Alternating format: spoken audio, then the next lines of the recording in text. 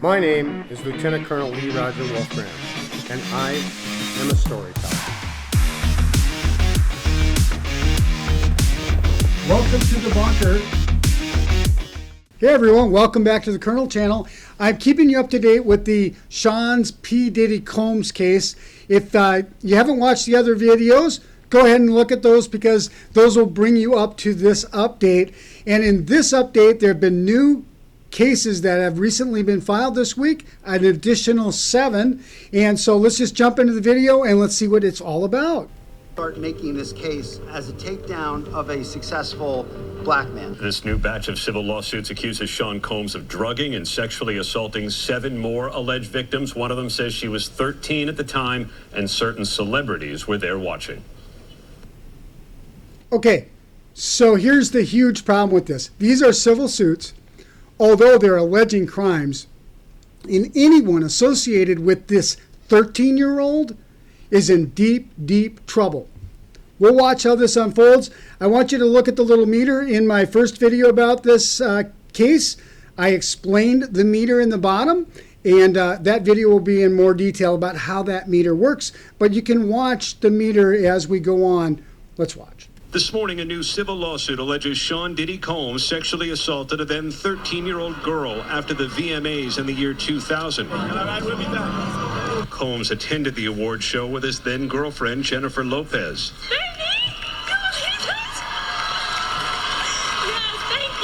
The lawsuit says Diddy's driver invited the alleged victim to an after-party, telling her Combs liked younger girls and saying she fit what Diddy was looking for. At the party, the lawsuit says the teen accepted a drink and went to lie down, feeling woozy and lightheaded. Combs allegedly grabbed the teen, saying, "You are ready to party." The lawsuit says the teen was sexually assaulted by a male, identified as Celebrity A, while Combs and a female, identified as Celebrity B, watched. Combs then allegedly Okay, so here's the thing. They are naming the defendants as Celebrity A and Celebrity B, and this is all a design. It's all a design to be able to build up all of this publicity, and then when, for example, Celebrity A reads the complaint or hears about this, they go, oh, that's me. They're going to run to their lawyer and they're going to try to settle this civil lawsuit as quickly as possible. Assaulted her while celebrities A and B watched. The new civil lawsuits accuse Combs of sexual assaults over more than 2 decades, from 2000 to 2022. Alleged victims include a then 17-year-old male who says Combs molested him at a party in New York, and a man who says Combs assaulted him at a party in Los Angeles. Well, Texas Attorney Tony Busby really wasn't kidding when he announced that he plans to file a wave of lawsuits on behalf of 120 alleged sexual assault victims of Sean Combs. He wasn't bluffing. And as he has said, he's not only going after Combs, but corporate entities too. And we reported to you how last week he filed 6 lawsuits, and now he has just filed a bunch more. I'll give you an example. We have one lawsuit now where a woman who claims she was drugged and raped by Combs during a Las Vegas event back in 2014. We have other claims that are more recent, by the way. These allegations are all from 2022. A businessman who claims that Combs sexually assaulted him during a Ciroc party back in 2022. A woman who claims she was drugged and raped by Combs at a house party in Manhattan back in 2022. Another man who claims he was drugged and repeatedly sexually assaulted by Combs and others, including an unnamed celebrity. This at an award show after party in LA back in 2022. This one is especially heinous because I think the best way to describe this is the very first paragraph of this new lawsuit. It reads, in the complaint, defendant Combs drugged and raped a 13-year-old girl at a house party.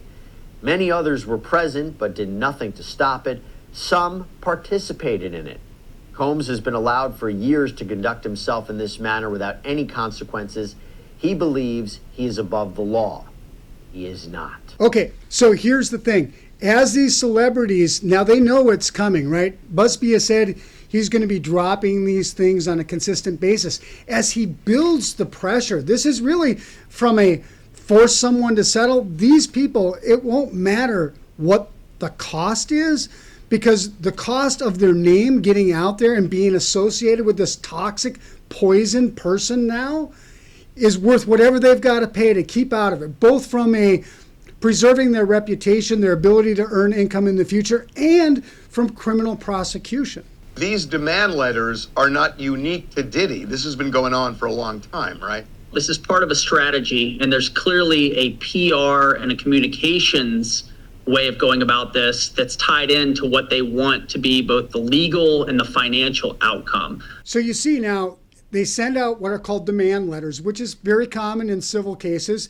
And so it's a demand. Like, if you want to settle this case, this is what it's going to take.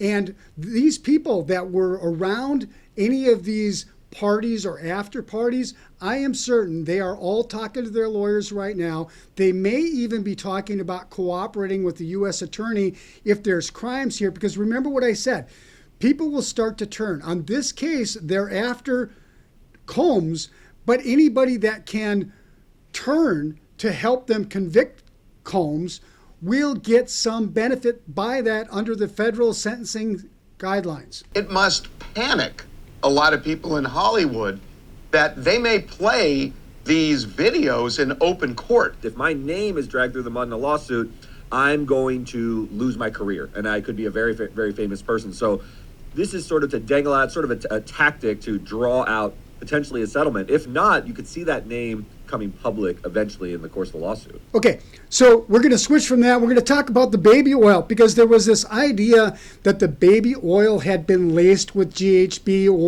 or drugs to make you incapacitated. Okay, well, we've got a little bit more information. So here is, this is a picture from the actual raid, but let's find out a little bit about this baby oil and exactly how that worked into these crimes. We planned and controlled the sex performances, which he called freak offs. Freak offs. Freak offs. Freak offs. freak offs. They're essentially saying it's a lubricant for an orgy. But have you ever heard of a bodily lubricant or lotion being laced with GHB or hypnol? I'm going to go straight out to Dr. Bethany Marshall. Now, the concept of lacing a body lotion with GHB, that's going to be new to a lot of people. And you say, how does that work? Is that like rubbing a baby aspirin on your arm and expecting your headache to go away? Wait. Think about cannabis oil, right? Oil infused with the main ingredient of pot. And by all accounts, it works. It's even medicinally prescribed. All those doctors can't be wrong, Dr. Bethany. What do you make of this legal allegation that has emerged in the last 48 hours? It sounds like he was mixing GHB with baby oil and then injecting it into the of his victims. And the reason he would have done that is that then the GHB is absorbed into the bloodstream more quickly. Now remember, there were more men than women. Whoa, Dr. Bethany, hold on. You got me drinking out of the fire hydrant here too much too fast. So it's not that the baby oil was necessarily rubbed onto the body after being laced with the date drug. It was like an enema. Right? That is exactly right. I mean, we think of a date drug as, a woman's at a bar and somebody, slips a pill or a roofie into her drink. This is totally different. This is injecting it, and perhaps either under the guise of, some pretense for why there needed to be lube inserted in, and then it would be absorbed so quickly into the bloodstream, the victim would not know what hit them. And these are not just female victims, Nancy. These are male victims. These were male-predominated parties, okay? Underage girls were there. Girls of legal age were there.